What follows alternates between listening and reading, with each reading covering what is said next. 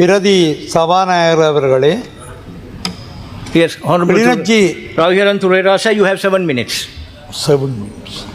இன்றைய விவாதத்துக்கு வருவதற்கு முன்னர் ஒரு முக்கியமான விடயம்.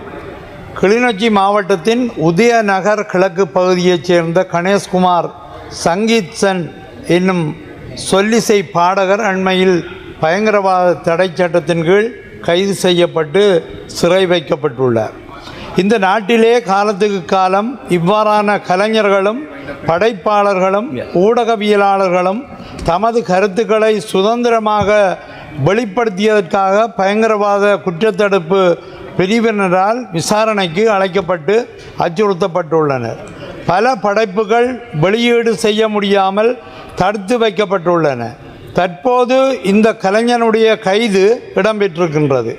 இந்த சொல்லிசை பாடகர் கைது செய்யப்பட்டு சிறை வைக்கப்பட்டிருப்பதானது கருத்து சுதந்திரத்தின் மீதான அடக்குமுறையினையே வெளிப்படுத்துகின்றது. இவ்வாறாக இந்த நாட்டில் அடக்குமுறை கருவியாக பயங்கரவாத தடை சட்டம் பாவிக்கப்பட்டு வருகின்றது. எனவேதான் இந்த நாட்டுக்கு பயங்கரவாத தடை சட்டம் தேவையில்லை என நாம் தொடர்ச்சியாக வலியுறுத்தி வருகின்றோம். இந்த நிலையில் தற்போது பயங்கரவாத தடை சட்டத்தின் கீழ் கைது தடுத்து வைக்கப்பட்டுள்ள சங்கீத்சன் உடனடியாக விடுதலை செய்யப்பட வேண்டும் என இந்த உயரிய சபையை கோருவதுடன் இந்த நாட்டில் அடக்குமுறை கருவியாக உள்ள பயங்கரவாத தடை சட்டம் நீக்கப்பட வேண்டும் எனவும் வலியுறுத்தி கேட்டுக்கொள்கின்றேன். அடுத்தபடியாக ஒரு சிறிய கருத்து. வடமாகாண கடற்தொழிலாளர்கள் மிகவும் பாவப்பட்டவர்கள். முல்லைத்தீவு, மன்னார், கிளிநொச்சி, யாழ்ப்பாணம் என வடமாகாணத்தில் 4 மாவட்டங்களிலும் மீனவர்கள் மிகவும் மோசமான நிலைமைக்கு தள்ளப்பட்டுள்ளார்கள். சட்டவிரோத தடை செய்யப்பட்ட தொழில்களான சுருக்கு வலை, வெளிச்சம்பாய்ச்சி மீன்பிடித்தல், டைனமைட் வெடிவைத்து மீன்பிடித்தல் போன்ற தீய செயல்களால் வடபகுதி கடல் வளம் முற்றாக அழிந்து போகின்றது. இதனை தடுக்க வேண்டியவர்களான கடல் தொழில் திணைக்களமோ கடற்படையோ செயலற்றவர்களாக இருக்கின்றார்கள். கடல் தொழில் திணைக்களத்திடம் கேட்டால் ஆளணி பற்றாக்குறை உள்ளது என்று சொல்லுகின்றார்கள். இருக்கும் ஆளணிக்கேற்ப செயல்படுகின்றோம் என்றும் சொல்லுகின்றார்கள். கடல் தொழில் அமைச்சரிடம் இந்த கோரிக்கைகளை நாங்கள் ஏற்கனவே வைத்திருக்கின்றோம். தயவு செய்து இந்த விடயத்தை கவனம் செலுத்தி உரிய வகையில் சீர் செய்ய வேண்டும் என கேட்டுக்கொள்கின்றேன். பேரவையை தலைமை தாங்கும் பிரதி சபாநாயகர் அவர்களே, இலங்கை மத்திய வங்கி சட்டத்தின் கீழான விதிகள் மற்றும் அத்தியாவசிய பொதுச்சேவைகள் சட்டத்தின் கீழ் தீர்மானத்தை அங்கீகரித்தல் என்பவற்றின் இன்றைய விவாதத்திலே இந்த அவசர நிலை நாட்டின் தற்போதைய பொருளாதார நெருக்கடி நிலையின் ஒரு பிம்பமாக வெளிப்பட்டு நிற்கின்றது. இலங்கையில் இருந்து பொருட்களை வெளிநாடுகளுக்கு ஏற்றுமதி செய்யும் ஏற்றுமதியாளர்கள் அதற்கு பதிலாக பெறுகின்ற அமெரிக்க டாலர் உள்ளிட்ட அந்நிய செலாவணியை கட்டாயமாக இலங்கைக்குள் கொண்டு வந்து குறிப்பிட்ட காலக்கெடுவுக்குள் இலங்கை ரூபாயாக மாற்ற வேண்டும் என்ற கட்டுப்பாடு நேற்றைய மத்திய வங்கி சட்டத்தின் கீழான விதிகள் ஊடாக மேலும் இருக்கப்படுகின்றது. அந்நிய செலாவணியின் கசிவினை மேலும் குறைப்பதற்காகவும் அமெரிக்க டாலர் விநியோகத்தை அதிகரிக்கவும் ரூபாவை நிலைப்படுத்தவும் கையிருப்பை வலுப்படுத்தவும் மேற்கொள்ளப்படும் ஒரு முயற்சியாகவே இது அமைவதாக இருந்தாலும் மறுபுறம் இலங்கையில் வர்த்தக சுதந்திரம் மேலும் கடுமையான நெருக்கட்டுக்கு உள்ளாக்கப்படுவதையும் நாம் ஏற்றுக்கொள்ள வேண்டும். ஏற்றுமதி பெறுகைகளை நாட்டுக்கு திருப்பி அனுப்புதலில் தற்போது இலங்கை மத்திய வங்கியால் கொண்டுவரப்பட்டுள்ள இப்புதிய கட்டுப்பாடுகள் உலக நாடுகளில் புதிதல்ல. ஆனால் இவ்வாறான கடும் இறுக்க நிலைகளில் வர்த்தக பாய்ச்சல்களை மேற்கொள்ளும் ஒரு சில நாடுகளுள் இன்றிலிருந்து இலங்கையும் இணைந்து கொள்கின்றது.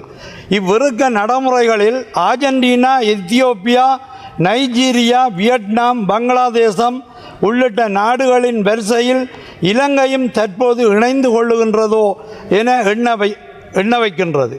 அந்நிய செலாவணி கையிருப்பை வலுப்படுத்தும் தேவைப்பாடு தற்போது உள்ள போதும் அதீத கட்டுப்பாடு ஏற்றுமதியாளர்களின் நம்பிக்கையை பலவீனப்படுத்தலாம். பேரவை தலைவர் அவர்களே, பொருளாதார ரீதியாக வலுவான நாடுகள் ஒருபோதும் ஏற்றுமதியாளர்களை நெருக்கடிக்கு உள்ளாக்குவதில்லை. மாறாக ஏற்றுமதியாளர்களை முடக்கும் நாடுகள் நிலையான பொருளாதார வளர்ச்சியை பெறுவதும் இல்லை. இத்தகைய கட்டுப்பாடுகள் மாற்று வழியற்ற ஒரு தற்காலிக தற்காப்பு நடவடிக்கையாக மட்டுமே இருக்க வேண்டும். அப்போதுதான் எதிர்காலத்தில் ஏற்றுமதி பாய்ச்சலை மேலும் விரிவுபடுத்த இயலும். ஒருபுறம் 1,85,000 Honorable Thuwairasa Raviharan, you have 2 minutes left. ஒருபுறம் 1,85,000 மெட்ரிக் டன் அரிசியை கடந்த 3 பருவ காலங்களில் தேக்கி வைத்து தரமிழக்க செய்யும் நாம் தான் மறுபுறம் கையிருப்பில் உள்ள அமெரிக்க டாலரையும் கொடுத்து பால் பொன்னி அரிசியை இறக்குமதி செய்கின்றோம்.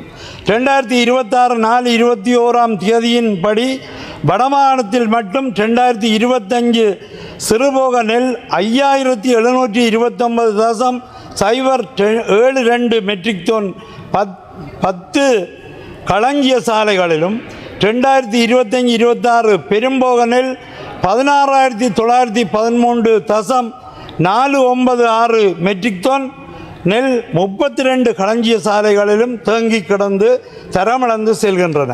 இன்னும் 3 மாதங்களுக்குள் மேற்படி களஞ்சிய சாலைகளை வெறுமையாக்காது விட்டால் அடுத்து வரும் போக நெல் விளைச்சல்களின் சந்தைப்படுத்தல்களும் கேள்விக்குறியாகும். ஒருபுறம் இவ்வாறான உள்நாட்டு உற்பத்திகளை முறைப்படுத்துவதில் பலவீனப்படும் நாம், மறுபுறம் ஏற்றுமதியாளர்களை இறுக்கி நாட்டின் அந்நிய செலாவணி கையிருப்பை தக்க வைக்கும் வழிகளை காண்கிறோம். Please 1 minute. வர்த்தகர்களை கட்டுப்படுத்தி அமெரிக்க டாலரை வாங்குவதை விடவும் வெளிநாட்டு நாணயங்களை நாட்டுக்குள் உடன் கொண்டு வரும் வர்த்தகர்களுக்கான சலுகை வழங்கல் தொடர்பான சாத்தியப்பாடுகளையும் ஆராயலாம்.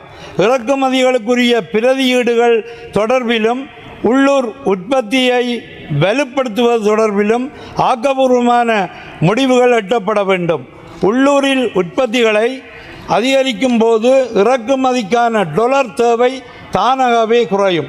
புலம்பெயர்ந்த மக்களின் முதலீடுகளை மேலும் ஈர்ப்பதற்குரிய வழிவகைகளை மேலும் ஆராய்தல், தகவல் தொழில்நுட்பம், செயற்கை நுண்ணறிவு உள்ளிட்ட துறைகளிலான அறிவுசார் ஏற்றுமதிக்கான தளத்தை பாடசாலைகளில் இருந்து வலுப்படுத்தல் உள்ளிட்டவை நிலைபெறான அபிவிருத்தியை நிலைநிறுத்தும்.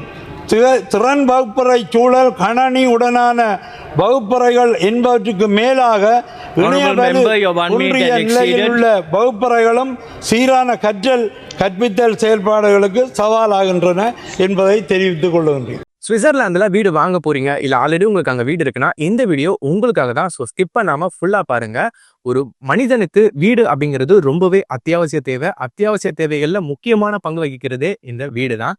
ஸோ அப்படி வீடு வாங்குறது, விற்கிறது, இது சம்பந்தமா உங்களுக்கு இருக்கிற நிறைய ப்ராப்ளத்துக்கு சொல்யூஷன் தர ஒரே இடம் தான் உங்கள் செல்வாசக். Your future our vision. இப்போ சுவிட்சர்லாந்துல வீட்டோட வட்டி விகிதத்துல நல்ல மாற்றம் வந்திருக்கு, நிறைய குறைஞ்சிருக்கு. ஸோ நீங்க ஏதாவது அக்ரிமெண்ட் போட்டு வச்சிருக்கீங்கன்னா இப்பவே அதை ரெனிவல் பண்ணி மாற்றி வச்சுக்கிட்டீங்கன்னா உங்களுக்கு நிறைய ப்ராஃபிட்ஸ் இருக்கும். ஸோ இது சம்பந்தமா உங்களுக்கு ஏதாவது அப்டேட்ஸ் வேணும், இந்த மாற்றத்துல உங்களுக்கு ஏதாவது டவுட் இருக்கு அப்படின்னா மறக்காம ஸ்கிரீன்ல தெரிய நம்பர் கால் பண்ணுங்க. சுவிட்சர்லாந்துல நீங்க வீடு வாங்கணும், இல்ல வீடு விற்கணும், அந்த மாதிரி ஏதாவது உங்களுக்கு தேவைகள் இருந்தா மறக்காம எங்களை காண்டாக்ட் பண்ணுங்க. உங்களோட எல்லா தேவைகளையும் உங்க ஃபேமிலியில ஒரு மெம்பரா இருந்து நாங்க பார்த்து பண்ணி கொடுப்போம். இது உங்கள் செல்வாசோக். இச்செய்திகளுக்கு பிரதான அனுசரணை செல்வாசோக் இமோபிலியன், சுவிஸ் நாட்டில் முன்னணி நிறுவனம். தொடர்புகளுக்கு 07951464428. வீடு வாங்க, வீடு கட்ட, வீடு திருத்த மற்றும் வீட்டுக்கடன். Your future our vision. இது போன்ற மேலும் பல முக்கிய சுவாரஸ்யமான செய்திகளை அறிந்து கொள்ள லங்காஃபோ யூடியூப் சேனலை சப்ஸ்கிரைப் பண்ணுங்கள். எமது செய்திகள் உடனடியாக கிடைக்க பெல் பட்டனை அழுத்துங்கள். அத்தோடு எமது செய்திகளை மற்றவர்களும் பார்வையிட ஷேர் செய்யுங்கள். நன்றி.